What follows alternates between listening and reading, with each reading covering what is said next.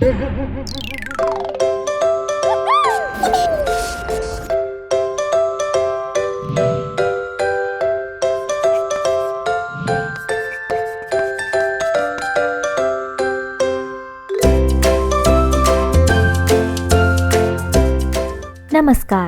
कैसे हैं आप लोग।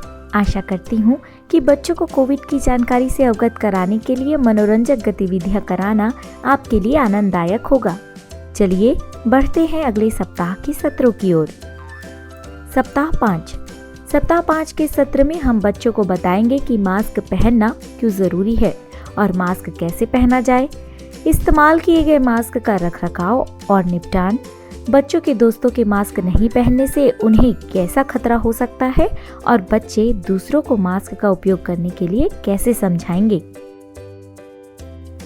इस सत्र का उद्देश्य है कि बच्चे यह समझें कि सभी को मास्क पहनने की जरूरत क्यों है, दूसरों के मास्क ना पहनने पर खुद को होने वाले नुकसान के बारे में बच्चों को जानकारी होनी चाहिए और मास्क पहनने के लिए दोस्तों व परिवारजनों को समझाने की तरकीब ढूंढने के लिए बच्चों को प्रेरित करना है, जिसके लिए आवश्यक सामग्री मास्क, जो कि सर्जिकल मास्क या कपड़े का मास्क हो सकता है, बाल्टी व कप होंगे।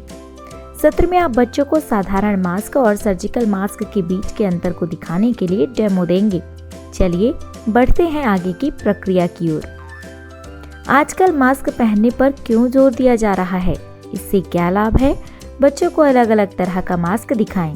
बच्चों को मास्क पहनते समय बरती जाने वाली सावधानियों के बारे में बताने को कहें।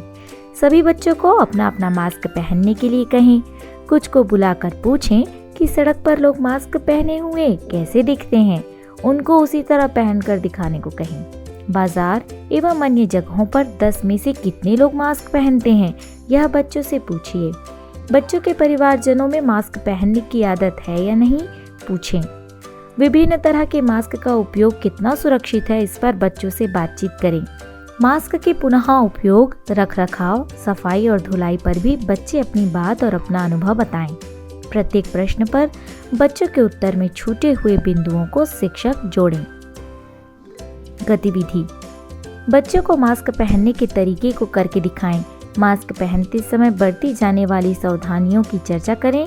विभिन्न तरह के मास्क को लेकर उस पर मग से पानी डालें और नीचे बाल्टी रखें। यह देखें कि किस मास्क से पानी पूरी तरह निकल जाता है और किससे कम व नहीं निकलता है। इस प्रयोग के बाद बच्चों को बताएं कि मुंह से निकलने वाले ड्रॉपलेट मास्क से निकलकर बाहर हवा में फैल सकते हैं, इसलिए अच्छे व सर्जिकल फेस मास्क का उपयोग करना चाहिए, जिसमें 3-4 स्तर होते हैं। सत्र के अंत में बच्चों को कोविड अनुरूप व्यवहारों का पालन करने के लिए कहें और सत्र में होने वाली गतिविधियों के लिए धन्यवाद दें। चलिए अब चलते हैं सप्ताह 6 की ओर। सप्ताह 6, इस सप्ताह के सत्र में हम बच्चों को बताएंगे शारीरिक दूरी क्या है और क्यों आवश्यक है, शारीरिक दूरी बनाए रखने की आदत क्यों जरूरी है, शारीरिक दूरी कहाँ कहाँ और कैसे, आप दूसरों को शारीरिक दूरी के महत्व को कैसे समझाएंगे।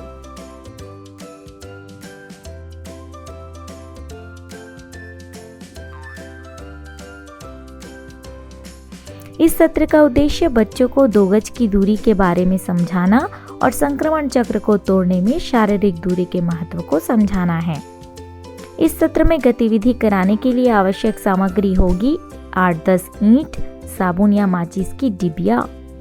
सत्र के प्रारंभ से पूर्व ईंट या साबुन या माचिस की डिबिया लाकर रख लें तथा एक बार इनको खड़ा कर गिराने का अभ्यास भी अवश्य कर लें।